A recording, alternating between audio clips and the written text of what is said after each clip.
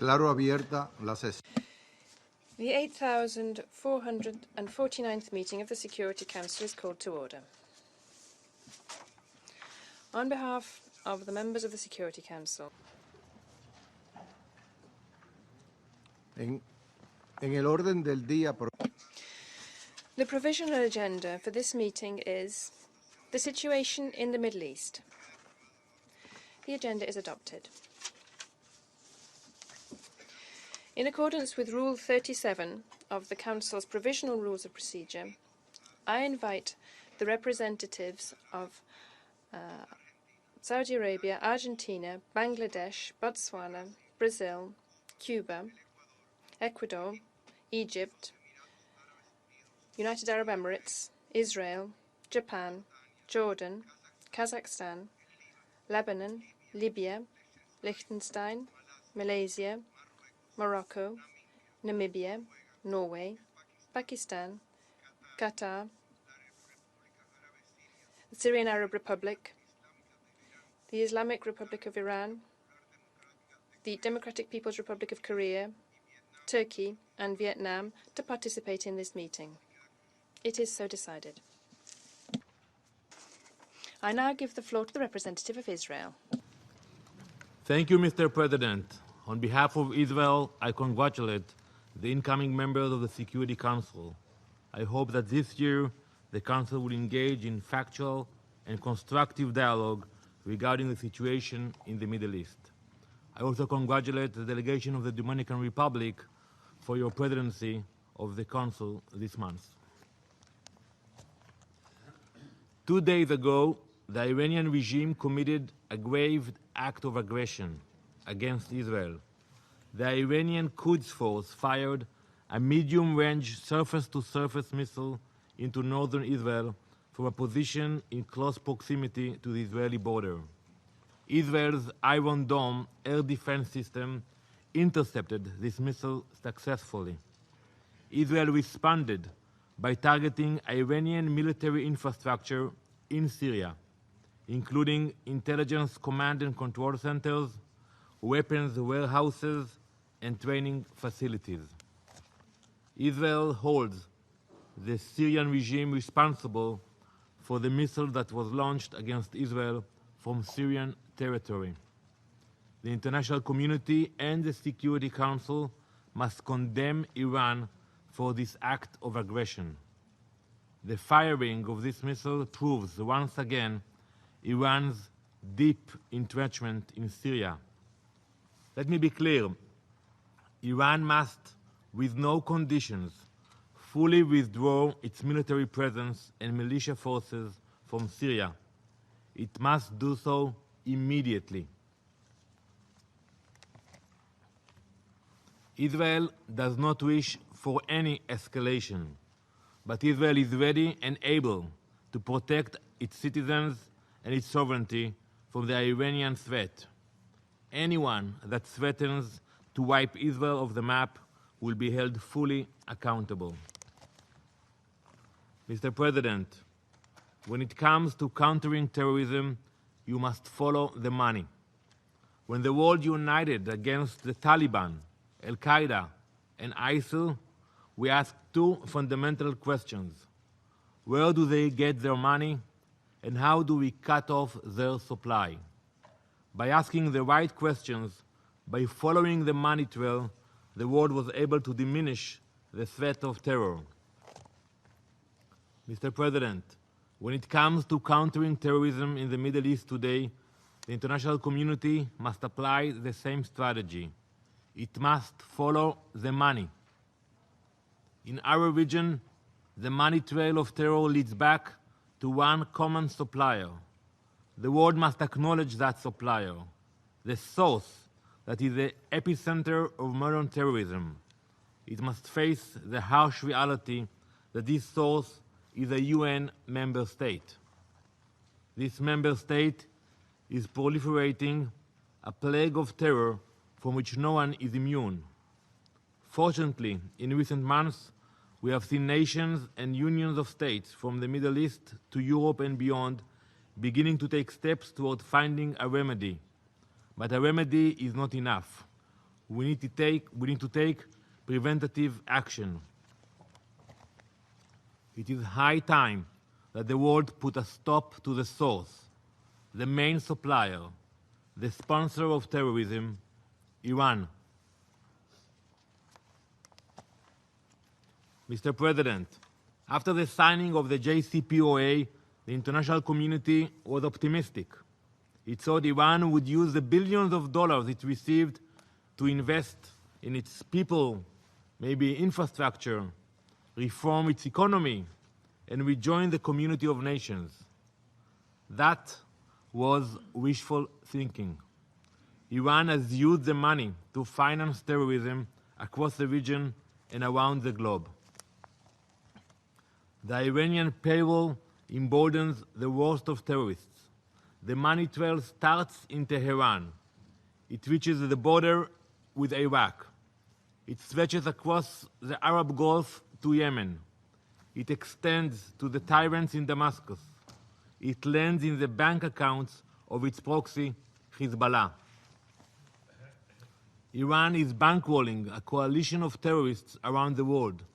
Its ultimate goal is to preach and export Ayatollah Khomeini's radical doctrine and further the Iranian policy of expansionism. With the Iranian regime's complete backing, Hezbollah, the Iranian proxy, is turning Lebanon into a launching pad for terror. If you do not believe me, believe Nasrallah, the head of Hezbollah, who stated proudly that all of Hezbollah's funding, weaponry, and even food supply comes from Iran. On December 19th, I presented right here undeniable evidence that Hezbollah is using private properties throughout southern Lebanon to build terror attack tunnels underneath the blue line into Israel, in clear violation of Israel's sovereignty. As UNIFIL and several member states have stated, these tunnels violate Security Council Resolution 1701. The Lebanese army has taken no action in response, allowing Hezbollah to continue building these tunnels undisturbed. I also revealed the existence of 4 terror attack tunnels, beginning in Lebanon and ending in Israel. I outlined the Hezbollah's grand plan to take over the Israeli Galilee. Every year, Iran provides $1 billion to its Lebanese proxy Hezbollah. The Iranian regime invested millions of dollars into each Hezbollah terror attack tunnel. This is the result of the Iranian money trail when the world is silent. This is what happens when the world relies on wishful thinking. On December 20th, Israel began a new phase of Operation Northern Shield. Operation Northern Shield was a defensive measure on our side of the blue line to destroy the terror attack tunnels.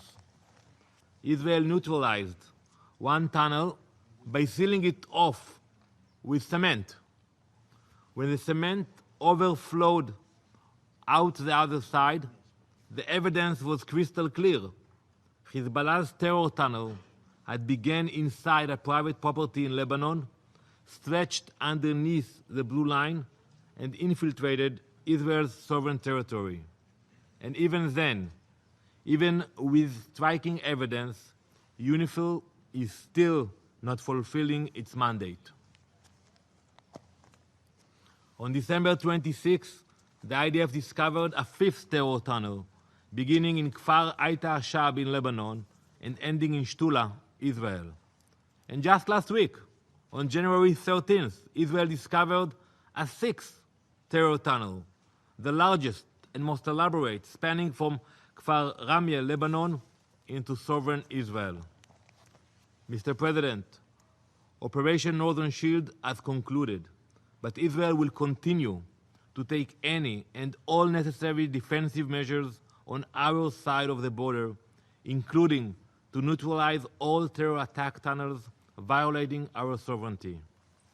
Israel will defend its people by any means on the ground and underground. There is no price tag for the safety of our people.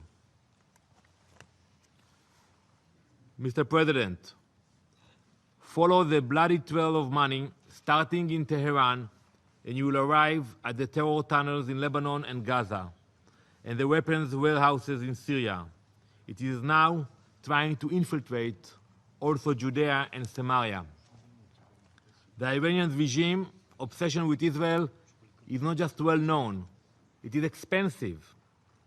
$7 billion annually are directed towards the never-ending attempts to destroy Israel. $7 billion. In Syria alone, it invests $4 billion every year to help the Assad regime. Iran gives $1 billion annually in aid to its Shiite proxy. Iran also gives hundreds of millions of dollars to its proxies in Iraq and tens of millions of dollars to rebels in Yemen. On Israel's border, Iran supports Hamas and Islamic Jihad in Gaza with well over $100 million every year.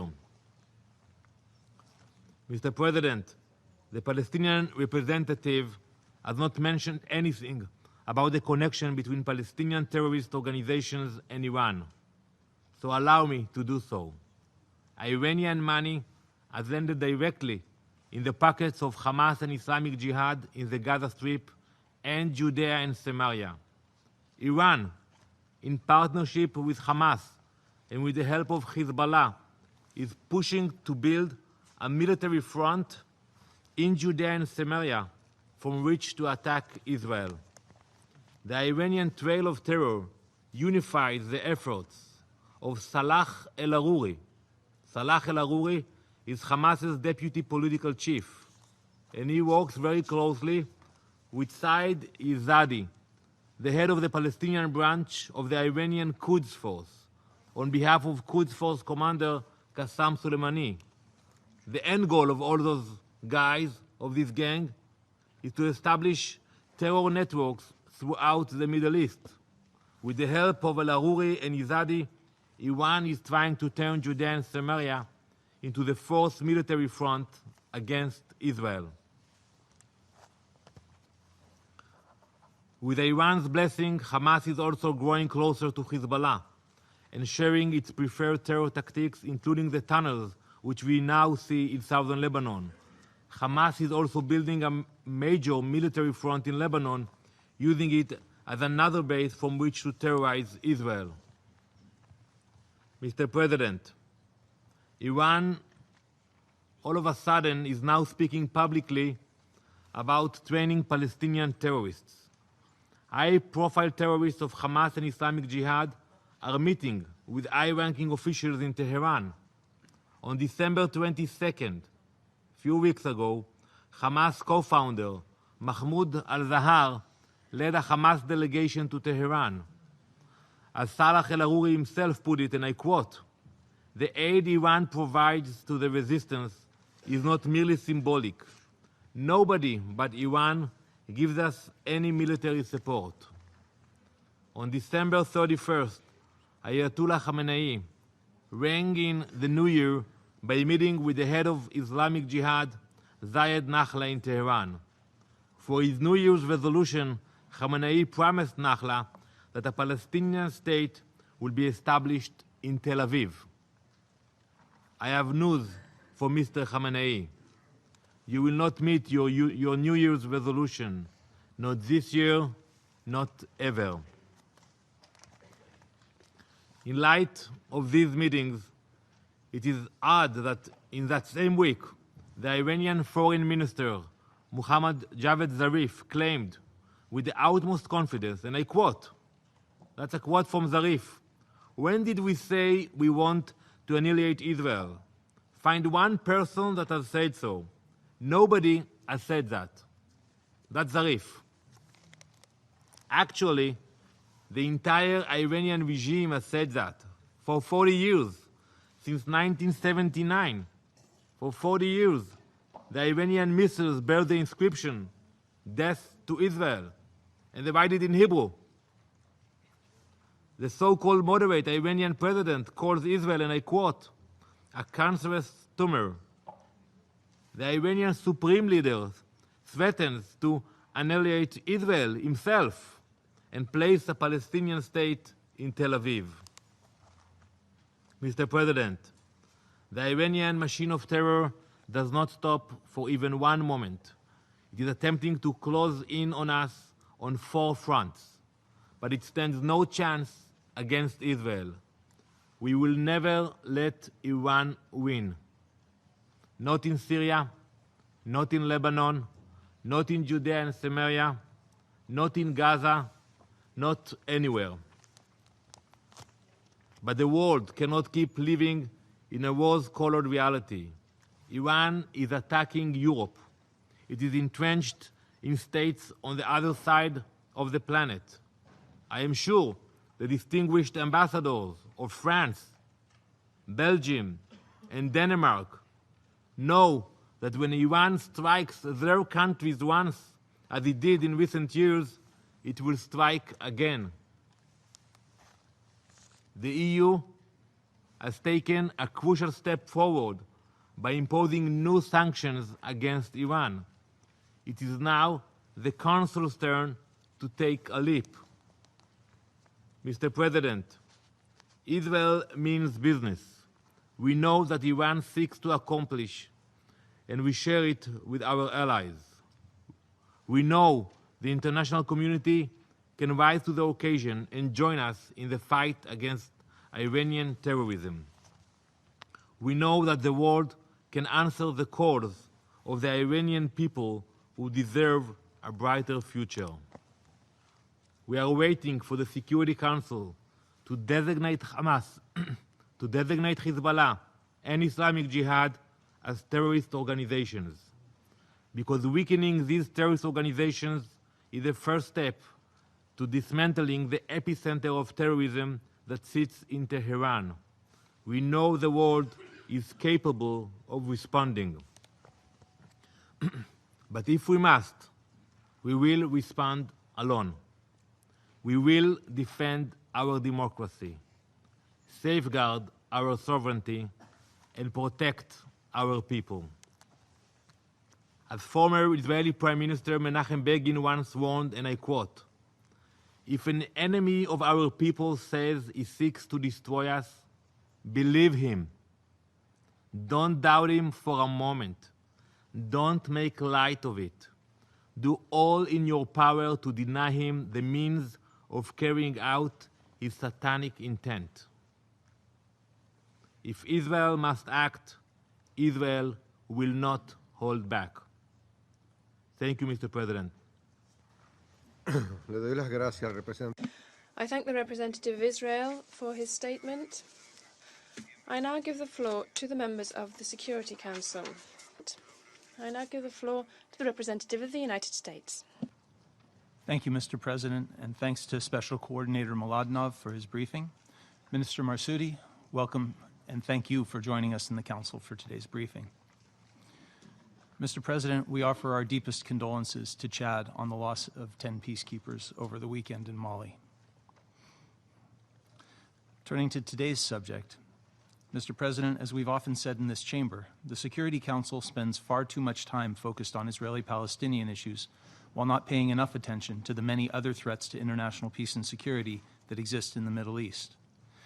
The approach of this monthly debate has not only failed to advance Israeli-Palestinian peace, but has distracted us and the world from looking at the region as a whole.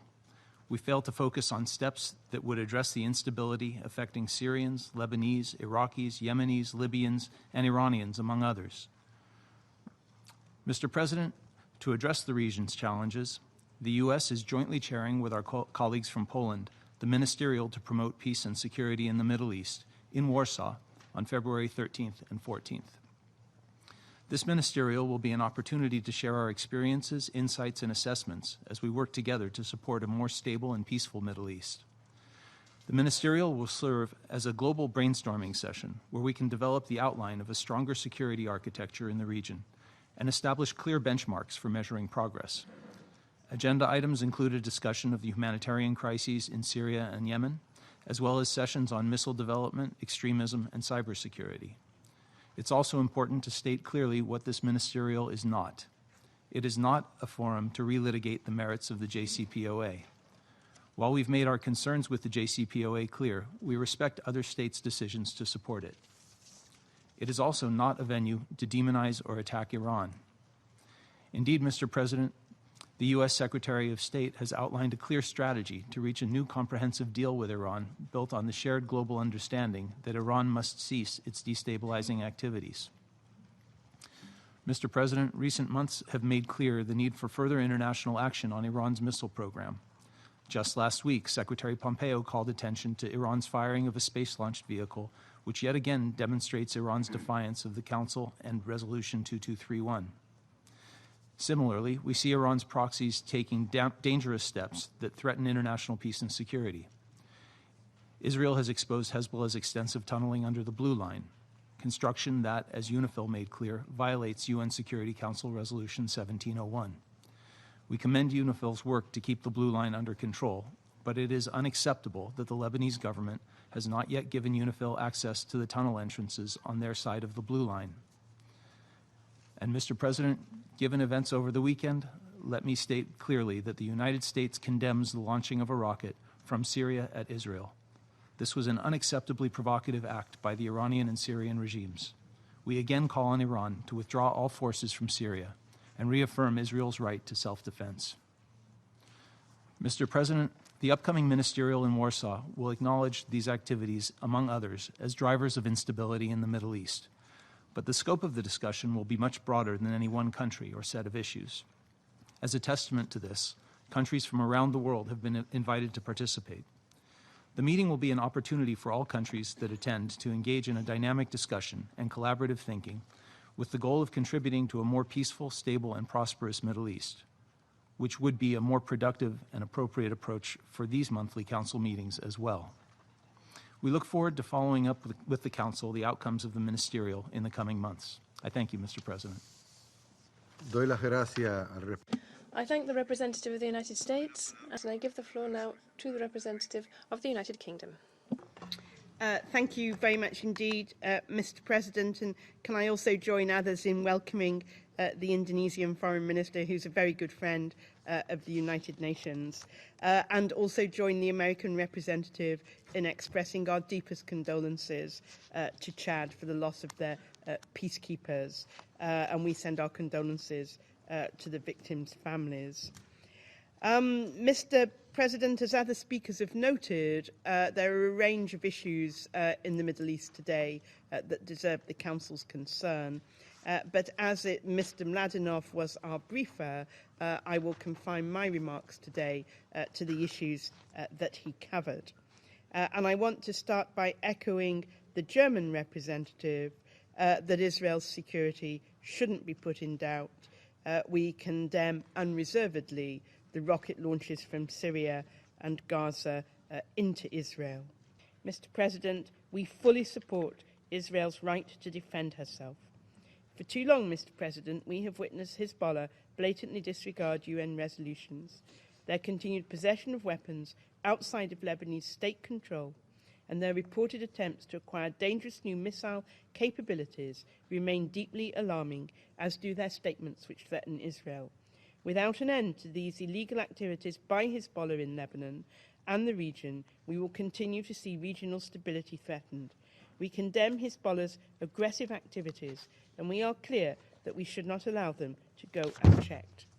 In conclusion, Mr. President, though prospects for peace may seem bleak, as Mr. Mladenov outlined, we should not give up on the two-state solution. It remains the only viable resolution to the Israeli-Palestinian conflict.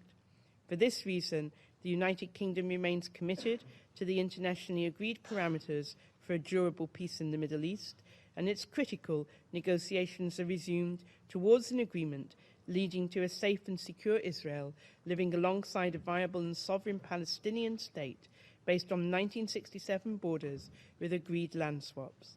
Jerusalem is the shared capital of both states and, Mr. President, a just, fair, agreed and realistic settlement for refugees. Thank you. Doy las gracias a la representante. I thank the representative of the United Kingdom for her statement. And I now give the floor to the representative of Lebanon. Thank you, Mr. President. شكرا سيد الرئيس. Thank you, Mr. President. Mr. President, please allow me to first of all congratulate you and the Dominican Republic on acceding to the status of a non-permanent member of the Security Council and to the presidency of the Council. We also congratulate the new non-permanent members of the Council and wish them every success in their new important duties. I can but congratulate Palestine, who is currently chairing the G77 in China group, and congratulate them every success in this historic function, which we hope will be crowned by their obtaining a fully fledged membership status at the UN. And we thank Mr. Mladenow for his very useful briefing. I also welcome the presence of His Excellency, the Minister for Foreign Affairs of Indonesia, and thank her for the important role Indonesia is playing. Yesterday, we were celebrating the Martin Luther King Day, and I therefore recall the important quote of Martin Luther King, which is applicable to the debate today. And the quote is that the arc of the universe is long, but it ends in justice. Justice is exactly what the Palestinian people have been deprived of for many decades. The people are today facing an open war against their territories and their sacred heritage, as well as a historic right to self-determination. The persistence of Israeli occupation with impunity resulted in this lamentable situation without justice. If the world failed in its obligations towards the Palestinians, nonetheless, it remains true that the Palestinian cause is a priority occupation of for the Arabs. 2 days ago, the Arab Summit on Socio-Economic Development ended in Beirut and reaffirmed its support to the Palestinian people, to their resistance against increasing Israeli aggressions, which destroy the Palestinian economy and the infrastructure in Palestine. The Palestinian state is today more important than ever because of the Israeli practices which are trying to eliminate the Palestinian issue by eliminating any issues having to do with the final issue solutions, the two-state issue, the end of occupation, the issue of refugees, the right of return, and the special legal status to the Holy City of Jerusalem.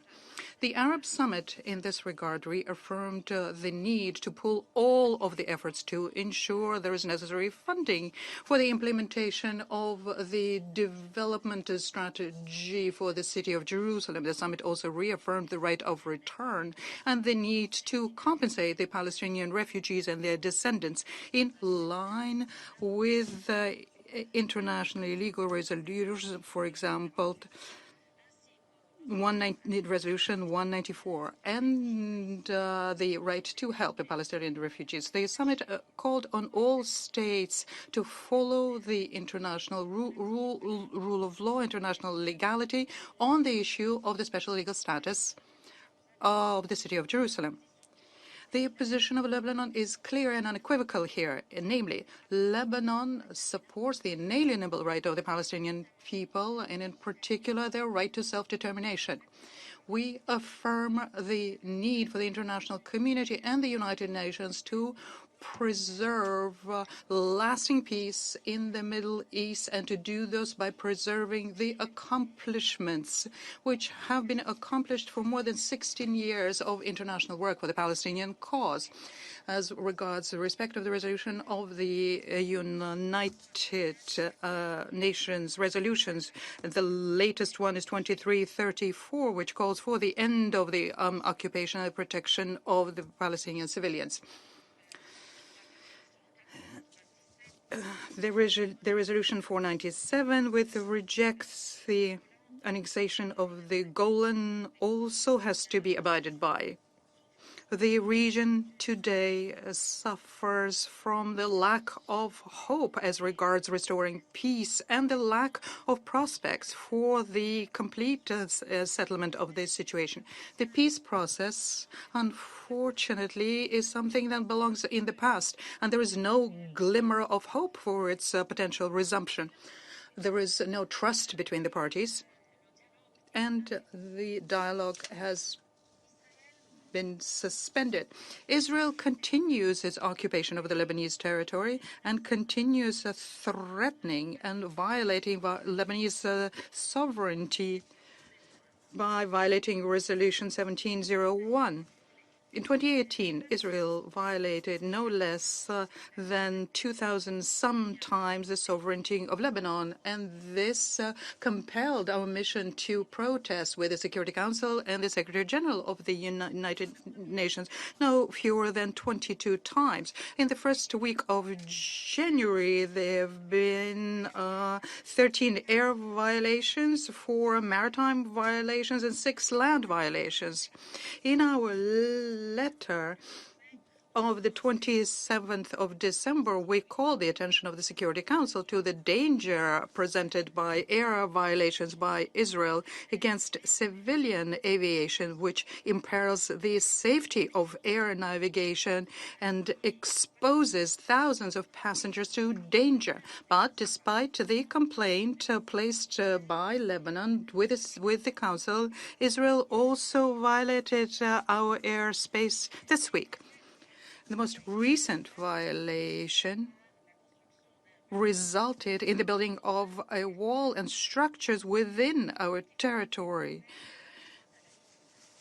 within reserved territories in the Blue Line. This incident could escalate the situation, but we managed to maintain stability because of the coordination amongst all parties, including Lebanon and the Tripartite Committee on Reducing Tensions.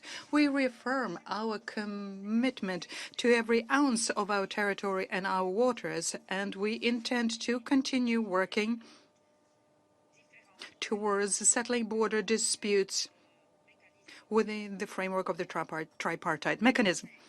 The Council is called upon to shoulder its responsibility and to send a very clear message to Israel to condemn all violation of Resolution 1701, the adoption of Resolution 2334 in August 2018, which extended UNIFIL, calls upon all members of the Council to help with the security in the region. We will shoulder our responsibility to arrive at a ceasefire. The Council needs to undertake all the measures necessary in order to bring Israel to honor its obligations on the matter. I thank you, Mr. President. I thank the representative of Lebanon, and I now give the floor to the representative of the Syrian Arab Republic. شكرا. Thank you, Mr. President. At the outset, I would like to congratulate your country for this non-permanent membership in the Security Council, and I would like to congratulate you personally for presiding over the work of the Council during this month.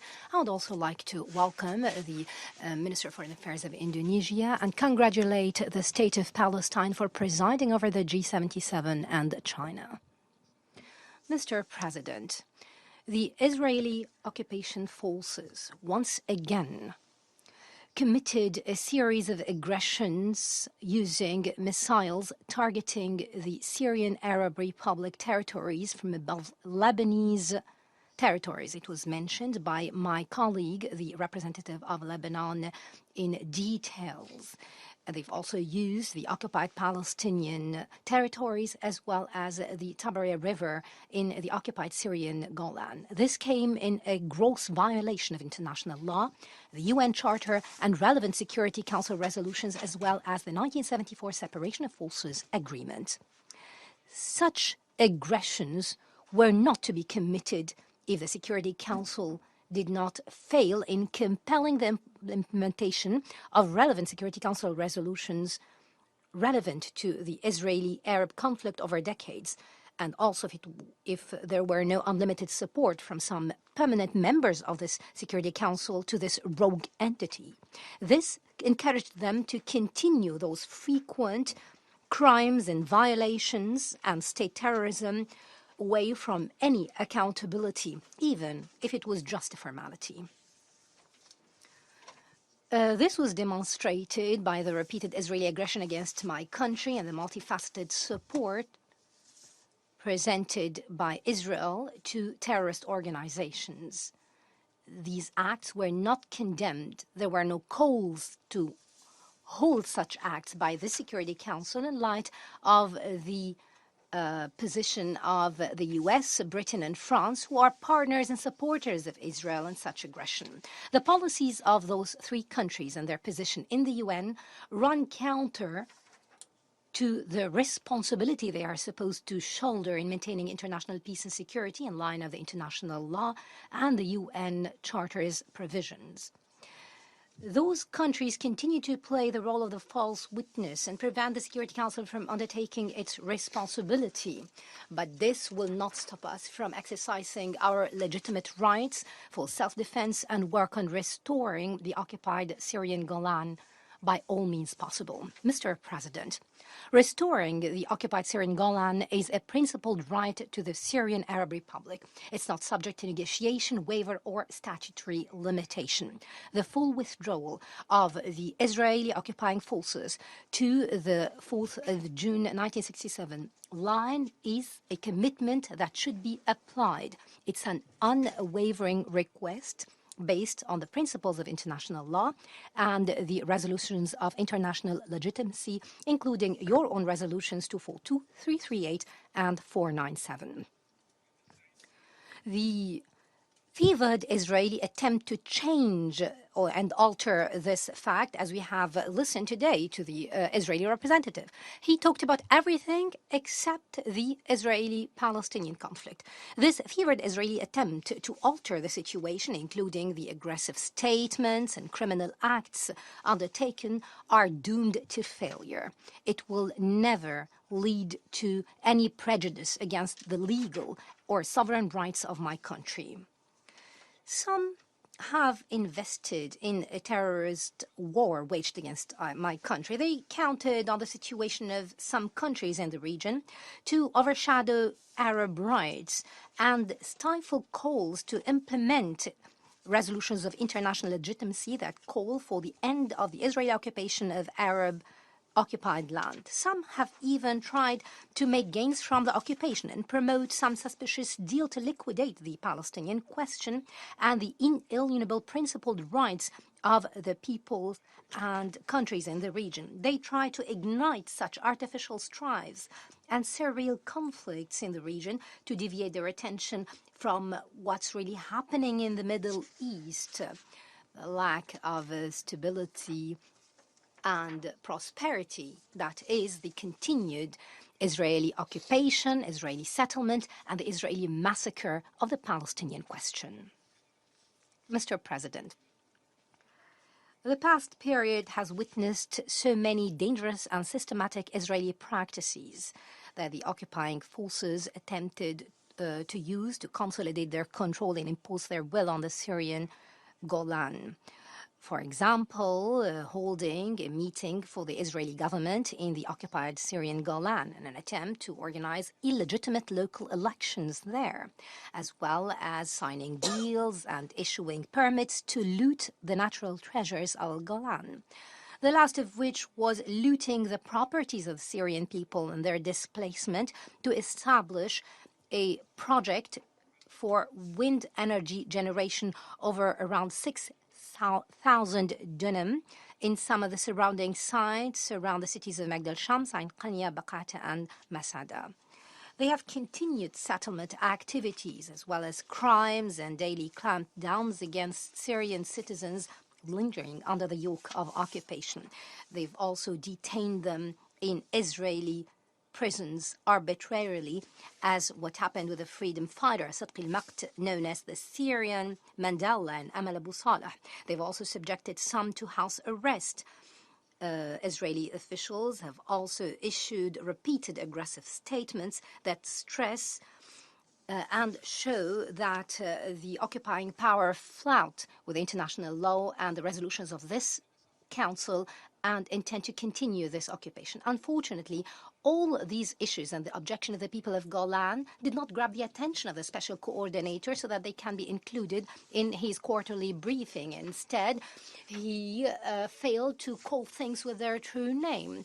He addressed us by talking about the Alpha and Bravo as if everybody knows what that means, instead of issuing a clear condemnation of the almost daily Israeli aggression against the territories of the Syrian Arab Republic, including the continued aggression against the Damascus International Airport, that civil airport.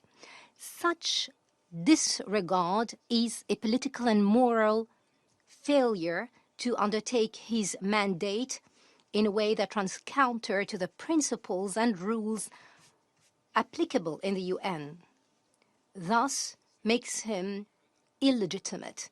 Isn't it high time for this council to take the necessary measures to stop the repeated Israeli aggression against the territories of my country? Or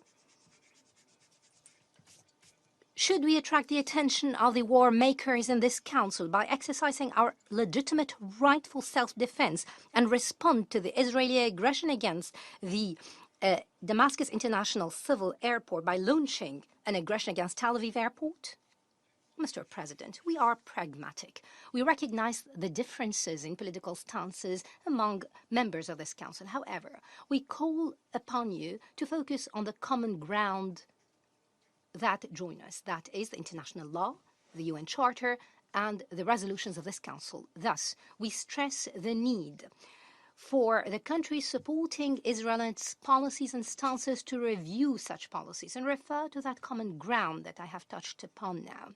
We have to work on restoring the legitimate rights to their true owners in line with resolutions of international legitimacy and international terms of reference, or else the destiny of this international organization will be just a repeat of the failure of the League of Nations for the same reasons. Let us remember that a lot of crises suffered by our countries came due to the violation of international law and the UN Charter. They're building illegitimate coalitions like the ones targeting Iraq, Libya, Yemen, Syria, and others. And due to a call for meetings that surpass the Security Council, like this Warsaw meeting or the Middle East Strategic Coalition, known for intelligence experts as the NATO of the Middle East. These are all coalitions made up outside the premises of the Security Council. This begs the question, where do such coalitions gain their legitimacy? Are international relations governed by international law and the UN Charter, which our founding fathers have made ample effort to agree upon, or is it governed by the will and the destructive agendas of some countries? Are we not correct, Mr. President, to warn that the future of this organization might end up just like the League of Nations, if we do not all stand against the policies of those countries? In the absence of the UN's sponsoring of the Warsaw meeting proves that such approach will not help in drafting a common strategy on the Middle East, as was stated by the organizers themselves. They said that the Warsaw meeting tries to put a common strategy on the Middle East. My country stresses its principled position, supporting the right of the Palestinian people for self-determination and statehood over all its territories, with East Jerusalem as its capital, and the right for refugees to return in line with Resolution 194 of 1948. We renew the stress that any measures that will prejudice those rights are null and rejected, because they will only escalate tension and will threaten peace and security in the region and the world. To conclude, I would like to address those who are trying to redraw the maps of the region along their own will, that our people who have stood against this unprecedented international terrorist war imposed upon us will also stand against such plans and will make it a failure, just as we have defeated others over decades. Thank you, Mr. President. I thank the representative of Syria, and I now give the floor to the UAE. Mr. President, I would like to congratulate your country, the Dominican Republic, for your presidency of the Security Council this month. And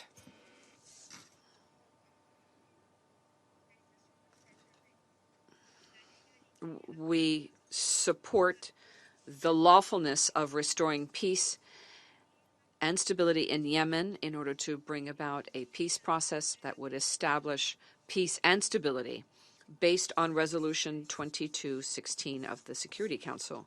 We also support the efforts of the Special Envoy to Yemen in order to bring about a political and complete solution. And we support the coalition also applauds the Stockholm Agreements on Hodeidah and the two resolutions 2451 and 52. The militia have not followed the example set forth here and continuously violate the agreement, and they do so on a daily basis in a systematic manner, and that then undermines Yemen's stability and strikes at the very stability of the country and the region, and is a threat to international navigation. It's important to stop these violations and implement the Security Council's resolutions in this regard. These breaches could not take place without the support of Iran, which in turn is in breach of Resolution 2216 and 2231 of the Security Council. And Iran continues to provide support to the Houthi rebels, and particularly in the area of providing armaments, ballistic missiles, and drones, as reflected by the group of experts' report in this regard. Mr. President, we are all aware of the negative impact of Iran's efforts, which destabilize Syria. Iranian presence in that country constitutes an obstacle to any political solution in Syria and prevents the Syrian people from deciding on their future without interference from abroad. We support the efforts of the Special Envoy Pedersen in Syria, his efforts to find a political solution based on Resolution 2254. Between Syria and Yemen, we have one common denominator in the two conflicts, and that is Iran. We believe that the international community and the Security Council must bring pressure to bear on Iran so that they will put an end to their expansionist efforts, which then destabilize the region as a whole. Finally, we would like to reiterate the fact that we are fully cooperating with all partners, national and international, to promote stability and progress in the region, and in order to deal with extremism and terrorism in the region, and to stop external interference in the affairs of the country in the region. Thank you, sir. Thank you, says the President. I now give the floor to Liechtenstein. I give the floor to the representative of Saudi Arabia. Gracias. Mr. President, at the outset, allow me to congratulate you on assuming the presidency of the Security Council during this month. I would also like to congratulate your friendly country for its membership in the Council, as well as Germany, Indonesia, Belgium, and South Africa for their country's membership in the Council. We wish them all the luck in working to maintain international peace and security. I would also like to express my sincere thanks to the countries who have ended their membership in the Council, wishing them all the luck in the other UN agencies. Mr. President, the dignified Syrian people are still living through the worst crisis that the humanity has witnessed during the time. The special representative of the Secretary General, Mr. Stefan de Mistura, has ended his mandate without achieving the desired goals in pushing forward the political process because of the intransigence of the Syrian regime and their unwillingness to reach a fair political solution that would end the plight of the Syrian people. We welcome the new SRSG, Mr. Geir Pedersen, and wish him all the luck and stress that Saudi Arabia supports his efforts as he's endeavoring to reach a political solution based on Resolution 2254, which stresses the sovereignty of Syria, its territorial integrity and sovereignty. My government stresses the need to reach a fair political solution to put an end to the suffering of Syrians within and beyond the Syrian borders. We call for the withdrawal of all foreign fighters and foreign forces, especially Iranian forces and their militias. We refuse and condemn and deplore the use of chemical weapons in Syria. We call upon the international community to hold the perpetrators of such a crime accountable. Over the past period, the region has witnessed new developments on the Yemeni file, the last of which was holding a round of talks in Sweden last December, resulting in the Stockholm Agreement. It is considered a new breakthrough for a political solution in Yemen. Thus, your august council adopted Resolution 2451, which supported what has been agreed by the parties and stressed the need to reach a political solution to the Yemeni crisis, as provided for in Resolution 2216. However, the Houthis, supported by the Iranian regime, do not seem to support such an agreement, as demonstrated by the rogue attack on the Anad military base in Yemen using a drone, leaving a number of deaths and injured, as well as the attack against the UN committee tasked with coordinating the redeployment in Hodeidah, also undertaken by the Houthi militias. The independent observers' reports prove that Iran continues to support the Houthi militias with weapons and military expertise. Thus, your council must work on compelling Iran to abide by the resolutions adopted by this council, especially resolutions 2231, 2140, and 2216. Houthi militias have violated the ceasefire agreement 679 times till this very day. They have also had this aggression against the UN committee and looted humanitarian aid, as was stated in the World Health Organization report on the 31st of December. They have been flouting all UN and regional efforts to solve the Yemeni crisis, and this proves that this organization is not willing to engage in bringing back the happy Yemen as it once used to be. We stress the need to reach a comprehensive political solution to the Yemen that will ensure and guarantee the state sovereignty all across its territories, and to also commit to the 3 peace terms of references.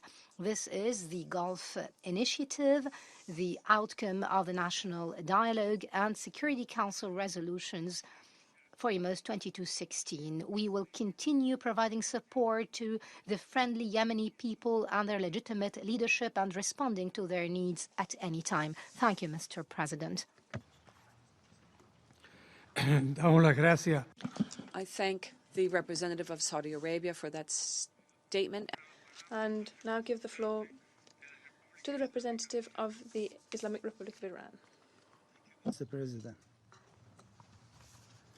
Mr. President, I thank you for convening this meeting and congratulate the Council's new members. I welcome the participation of the Honorable Foreign Minister of Indonesia in this important meeting. I align myself with the non-aligned movement and OIC statements, welcoming Palestine for assuming chairmanship of the G77. We call for Palestine's full membership in the United Nations. Palestine's situation was deteriorated last year. More than 295 Palestinian civilians were brutally killed and over 29,000 were injured by Israel. Many of those killed and about 7,000 of those injured were under 18 years of age. This is a clear manifestation of war crimes and crimes against humanity. Equally, in 2018, more Palestinian homes were demolished and more illegal Israeli settlements were built, the blatant violation of international law.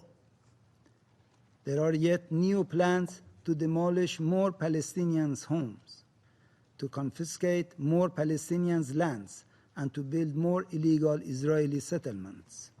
This means the forced displacement of even more Palestinian families.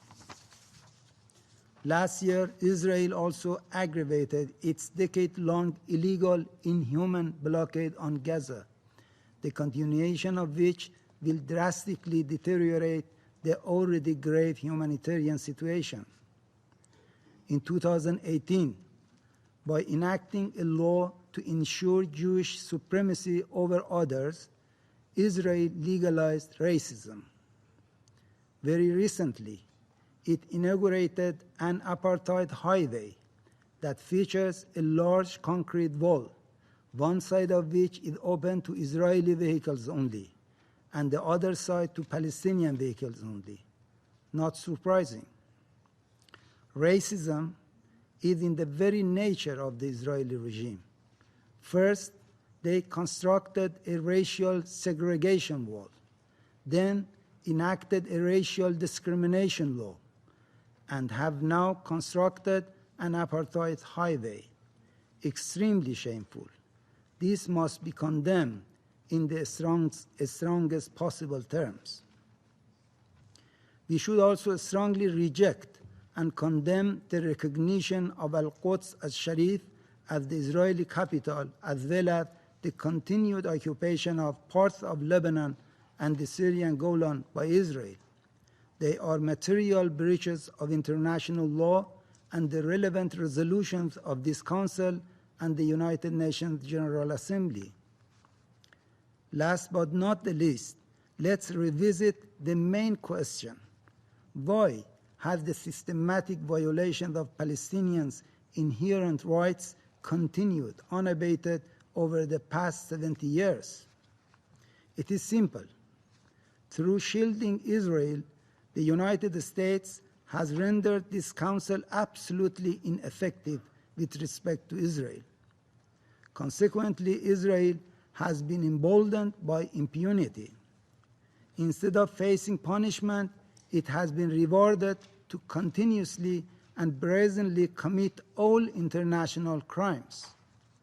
That's why during its short lifespan, Israel has waged over 15 wars, occupied territories of Arab countries, invaded all of its neighbors, without exception, attacked other countries in the region and beyond, from the Middle East to Africa, possessed all types of weapons of mass destruction, and the list goes on.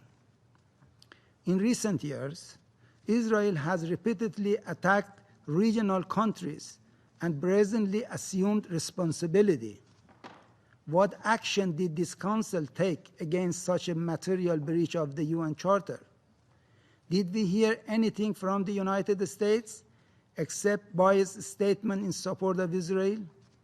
Was it condemned by certain Western members of the Council?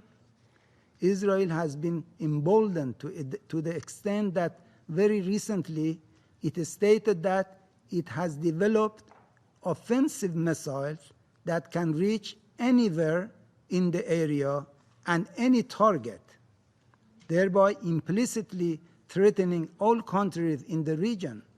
Likewise, some time ago, Israel threatened Iran with nuclear annihilation, of course, a wishful dream. The gross systematic violation of territory and sovereignty of regional countries by Israel must stop. It must be held accountable for all such breaches. Recalling Article 51 of the United Nations Charter, we stress that all regional countries have an inherent right to defend themselves against any armed attack by Israel. No one can deny or suspend this right. They will decide how and when to exercise it. Now the only option is to put an end to such impunity through holding Israel accountable for their crimes against the Palestinians. This can ensure the application of law and deter its future violation. That is why we believe that the world should continue supporting the realization of Palestinian rights and reject further occupation, aggression, oppression, and intimidation. We will continue to do so. I thank you, Mr. President.